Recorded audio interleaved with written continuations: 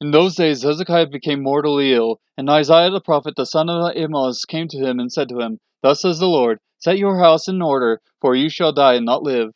Then he turned his face to the wall and prayed to the Lord, saying, Remember now, O Lord, I beseech you, how I have walked before you in truth and with a whole heart, and have done what is good in your sight. And Hezekiah wept bitterly. Before Isaiah had gone out of the middle court, the word of the Lord came to him, saying, Return and say to Hezekiah the leader of my people, Thus says the Lord, the God of your father David, I have heard your prayer, I have seen your tears. Behold, I will heal you. On the third day you shall go up to the house of the Lord. I will add 15 years to your life, and I will deliver you and this city from the hand of the king of Assyria, and I will defend this city for my own sake and for my servant David's sake. Then Isaiah said, Take a cake of figs. And they took and laid it on the boil, and he recovered. Now Hezekiah said to Isaiah, What will be the sign that the Lord will heal me, and that I shall go up to the house of the Lord the third day?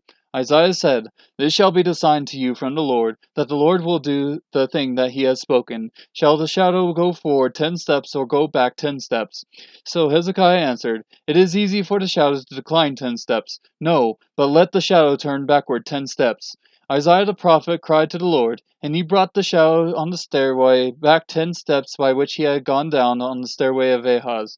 At that time Beladan, the son of Beladan, king of Babylon, sent letters and a present to Hezekiah, for he heard that Hezekiah had been sick.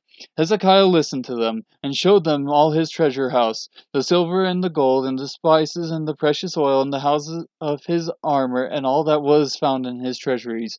There was nothing in his house nor in all his dominion that Hezekiah did not show them. Then Isaiah the prophet came to King Hezekiah and said to him, What did these men say, and from where have they come to you? Then Hezekiah said, They have come from a far country, from Babylon. He said, What have they seen in your house? So Hezekiah answered, They have seen all that is in my house. There is nothing among my treasuries that I have not shown them. Then Isaiah said to Hezekiah, Hear the word of the Lord. Behold, the days are coming when all that is in your house, and all that your fathers have laid up in store to this day will be carried to Babylon. Nothing shall be left. Thus says the Lord. Now some of your sons who shall issue from you, whom you will beget, will be taken away, and they will become officials in the palace of the king of Babylon. Then Hezekiah said to Isaiah, The word of the Lord which you have spoken is good. For he thought, Is it not so, if there will be peace and truth in my days?